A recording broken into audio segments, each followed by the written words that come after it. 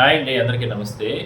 ఈ తల్లికి వందనానికి సంబంధించి పథకానికి సంబంధించి గత ఏడాది కూడా చాలామంది తీసుకున్నారు. అయితే కొంతమంది తీసుకోలేదు. వాళ్ళకి కొంతమందికి రిజెక్ట్ అయ్యాయి. ఇట్లా రకరకాలుగా వాళ్ళు ఇబ్బందులు ఫేస్ చేశారు. సో ఈసారి అలాంటిది ప్రాబ్లమ్స్ లేకుండా దాన్ని పూర్తి స్థాయిలో కూడా అంటే అందరికీ కూడా ఇవ్వాలనేది ఒక ప్రతిపాదన. అంటే ప్రభుత్వం చాలా సీరియస్గా దీనిపైన మంత్రి నారా లోకేష్ అధికారులని సంబంధించిన అధికారులు ఆదేశాలు ఇవ్వడం జరిగింది. అంటే గత ఏడాది ప్రాబ్లమ్స్ ఎలా అంటే 10th క్లాస్ కంప్లీట్ అయిన వాళ్ళు ఇంటర్మీడియట్కి వెళ్ళడం జరిగింది. ఆ సందర్భంగా ఆ 1 ఇయర్ ఆ సంవత్సరానికి సంబంధించిన 10th క్లాస్ పిల్లలకి అందరికీ కూడా వాళ్ళు ఇంటర్మీడియట్ వెళ్ళారు కాబట్టి వాళ్ళకి ఆ టెక్నికల్ ఇష్యూస్ కారణంగా వాళ్ళకి అమౌంట్లు పడలేదు. చాలా రకాలుగా వాళ్ళు ఇబ్బందులు ఎదుర్కోవడం జరిగింది. వాళ్ళే కాకుండా ఇట్లా 10th పాస్ అయ్యి ఇట్లా డిప్లొమా ఇట్లా ఈ టైప్లో వెళ్ళిన వాళ్ళు కూడా వాళ్ళకి ఇబ్బందులు వచ్చాయి. ఇంకా ఇంటర్మీడియట్ ఇవన్నీ కూడా కంప్లీట్ చేసుకున్న వాళ్ళు ఇంజనీరింగ్ సైడ్ వెళ్ళిన వాళ్ళకు కూడా కొన్ని రకాల ఇబ్బందులు అనేది గత ఏడాది రావడం జరిగింది. సో అలాంటివన్నీ కూడా ఇబ్బంది లేకుండా ఈసారి చాలా క్లియర్గా అధికారులని ఇండికేషన్ ఇవ్వడం జరిగింది. ఎట్టి పరిస్థితుల్లో కూడా 1వ క్లాస్ నుంచి అప్పర్ క్లాస్ ఇంటర్మీడియట్ వరకు కూడా వాళ్ళకందరికీ కూడా ఈ తల్లికి వందనానికి సంబంధించి 15,000 రూపాయలు తల్లి అకౌంట్లో వేసేయాలి. ఇంట్లో ఎంతమంది పిల్లలు ఉన్నా కూడా అంతమంది పిల్లలకు వేయాలనేది ప్రధానంగా ప్రభుత్వం ఆదేశాలు ఇవ్వడం జరిగింది. అయితే ఈ డబ్బులు ఎప్పుడు విడుదలవుతాయి అంటే జూన్ 12వ తారీఖున. అంటే ఇప్పుడు సమ్మర్ హాలిడేస్ వచ్చి దాని తర్వాత స్కూల్ ఓపెన్ అయిన రోజే జూన్ 12 ఓపెన్ అవుతుంది. సో అప్పుడు జూన్ 12వ తారీఖున వీళ్ళకందరికీ కూడా అమౌంట్ ఒకే రోజు వేయాలనేది అధికారులు ఒక నిర్ణయం తీసుకోవడం జరిగింది ప్రభుత్వ ఆదేశాలతో. సో ఆ రోజు నుంచి 3 రోజుల్లోనే తల్లి అకౌంట్లో డబ్బులు పడిపోతాయి. సో ఇందులో 15,000 రూపాయలు జమ అయితే గత ఏడాది లాగానే 2,000 రూపాయలు ఆ స్కూల్కి సంబంధించి టాయిలెట్స్ లేదంటే స్కూల్ మెయింటెనెన్స్ రకరకాలుగా ఒక 2,000 రూపాయలు కట్ చేస్తారు. ఇంక 13,000 రూపాయలు అనేది వాళ్ళ అకౌంట్లో పడిపోతుంది. 2 పిల్లలు ఉంటే 26,000, 3 పిల్లలు ఉంటే 39,000, ఇట్లా 4 పిల్లలు 5 మంది పిల్లలు కూడా పడింది గతంలో. సో ఆ రకంగా దాన్ని ఆ తల్లికి వందనానికి సంబంధించిన పథకానికి సంబంధించి ఈ రకంగా ఏర్పాటు చేస్తారు. సో గతంలో జరిగిన పొరపాట్లు ఈసారి రిపీటెడ్ కాకుండా చాలా జాగ్రత్తగా తీసుకుని ఈ రకంగా వాళ్ళకందరికీ కూడా వేయాలనేది. సో దీనికి మీరు చేయాల్సింది ఎలా అంటే తల్లిదండ్రులుగా ఖచ్చితంగా మరోసారి ఈకేవైసీ చేసుకోండి. మీ ఆధార్ మీ బ్యాంక్ అకౌంట్ లింక్ సక్రమంగా ఉందా లేదా చెక్ చేసుకోండి.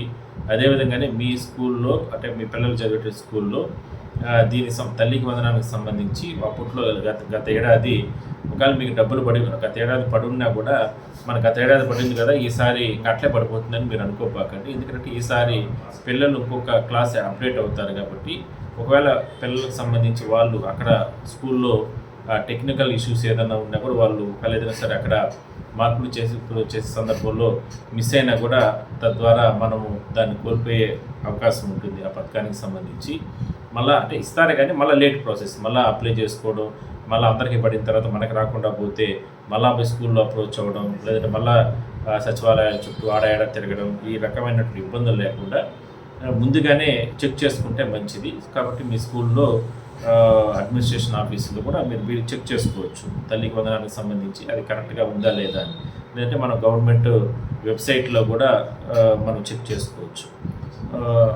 అది మాత్రం ఒకసారి చెక్ చేసుకుంటే మంచిది అనేది అధికారులు కూడా చెప్తున్నారు. సో ఇక ఈసారి మాత్రం తల్లికి వందనానికి సంబంధించి మరికొంతమందికి గత ఏడాది కంటే ఈ ఏడాదికి మరికొంతమంది ఎక్కువ మందికి వచ్చే అవకాశాలు ఉన్నాయి. పిల్లల్లో ఎక్కువ అంటే తల్లిదండ్రులకు సంబంధించి వాళ్ళ అకౌంట్లో పడుతుంది కాబట్టి. అయితే ఇందులో టర్మ్స్ అండ్ కండిషన్స్ ఏంటంటే గ్రామీణ ప్రాంతాల్లో మన ఆదాయం 10,000 రూపాయలు ఉండాలి, ఆర్థిక ఆదాయము. పట్టణ ప్రాంతాల్లో 12,000 రూపాయలు ఇట్లా ఉండాలి. అంటే దాన్ని మించి ఉండకూడదు. అంటే ఇన్కమ్ సర్టిఫికేట్కి సంబంధించి అంటే మనం అప్లై చేసుకోవాలనుకున్న ఇట్లాంటివన్నీ కూడా. రేషన్ కార్డు ఇంకా 3 పల్లెల్లో అయితే రేషన్ కార్డు ఉండాలి, పల్లెల్లో ఏడైనా సరే రేషన్ కార్డు ఉండాలి. ఇంకా 3 ఎకరాలు 5 ఎకరాల లోపలని మెట్ట భూములు అంటే ఇట్లా బీడు భూములు ఇట్లా రకరకాలుగా. ఇంకా ఎట్టి పరిస్థితుల్లో కూడా విద్యుత్తుకు సంబంధించి 300 యూనిట్స్ అనేది ఎట్టి పరిస్థితుల్లో దాటకూడదు. దాటితే ఈ పథకం కట్ అయిపోతుంది. కాబట్టి అది ఒకసారి కూడా మీరు చెక్ చేసుకోవాలి. ఇంకా కారు అనేది కూడా ఉండకూడదు. ఇంకోటి ఏంటంటే ఈ కారుకి సంబంధించి మనం ఎప్పుడో గతంలో ఎవరైనా మన బంధువులు, మన తెలిసిన వాళ్ళు వీళ్ళు కూడా మన పేరుతో కారు కొనుక్కో ఉంటారు ఫైనాన్స్‌లోనో లేదంటే ఏదో రకరకాలుగా లేదంటే మన పేరుని పెట్టి ఇట్లాంటివన్నీ. అట్లాంటివి ఏదైనా ఉన్నా కూడా మీరు ఇమ్మీడియేట్‌లీ ట్రాన్స్‌ఫర్ చేసేయండి వాళ్ళ పేర్లతో. ఎందుకంటే ఒక కారు మన పేరుతో ఉన్నా కూడా మనం ఈ పథకానికి అనర్హులవుతాం. ప్లస్ ఇంకోటి ఒకవేళ మీ దగ్గర ఆల్రెడీ కారు ఉండింది గతంలో, ఆ కార్‌ని ఎవరికైనా అమ్మేస్తుంటే సరే మనకు తెలిసిన వాళ్ళకే కదా అమ్మాము. బట్ ఏముందిలే అని వాళ్ళు ట్రాన్స్ఫర్ చేసుకోకుండా ఉంటే ఇమ్మీడియట్లీ మీరు ఆర్టీఓ ఆఫీస్కి వెళ్ళి ఆ కారు కూడా మీ పేరుతో గానో లేకపోతే మీ ఇంట్లో వాళ్ళ పేరుతో ఎవరి పేరుతో లేకుండా వాళ్ళ పేరుతో ట్రాన్స్ఫర్ చేసేయండి. ఈ రెండు మాత్రం చాలా ఇంపార్టెంట్. ఎందుకంటే మనకు సొంతంగా కారు ఉండి ఇట్లాంటివి ఉన్నా కూడా దీనికి అనర్హులని కూడా ప్రభుత్వం గతంలో చెప్పింది కాబట్టి ఆ రకంగా దాన్ని ఒకసారి చెక్ చేసుకోండి. ఇక విద్యార్థులకు సంబంధించి గత ఏడాది లాగానే ఈ ఏడాది కూడా 75% అనేది స్కూల్లో హాజరు పట్టిక అనేది ఉండాలి. ఖచ్చితంగా అటెండెన్స్ అనేది ఉండాలి. ఆ 75% పైనే ఉండాలి. ఎట్టి పరిస్థితుల్లో కూడా 75 లేదా 75% పైన, లోపల ఉండకూడదు. అదొకసారి కూడా మీరు చెక్ చేసుకోవచ్చు. సో ఈ నిబంధనలన్నీ కూడా మీరు ఎప్పటికప్పుడు చెక్ చేసుకొని పెట్టుకోండి. దానికి సంబంధించి ఏదైనా మార్పులు చేర్పులు ఇటువంటివన్నీ కూడా ఉంటే ఈ నెలలోనే చేసేసుకోండి అంటూ కూడా ప్రభుత్వ అధికారులు చెప్తున్నారు. అట్లా మార్పులు చేర్పులు కానీ ఏదైనా సరే ఇట్లా పొరపాట్లు ఉన్నా కానీ లేదంటే ఒకసారి చెక్ చేసుకోవడం కానీ ఇటువంటివన్నీ కూడా ఏదైనా ఉంటే ఈ నెలలోనే చేసుకోండి. ఎందుకంటే దాని తర్వాత లిస్ట్ అంతా కూడా ఫైనల్ చేసిన తర్వాత రకరకాలుగా ఇబ్బందులు వచ్చే అవకాశం అయితే ఉంటుంది. బట్ దాన్ని మాత్రం ఎట్టి పరిస్థితుల్లో కూడా మిస్ చేసుకోకండి. సో ఆల్ ద బెస్ట్ అందరికీ, విద్యార్థులకు కావచ్చు అదంటే వాళ్ళ తల్లిదండ్రులకి.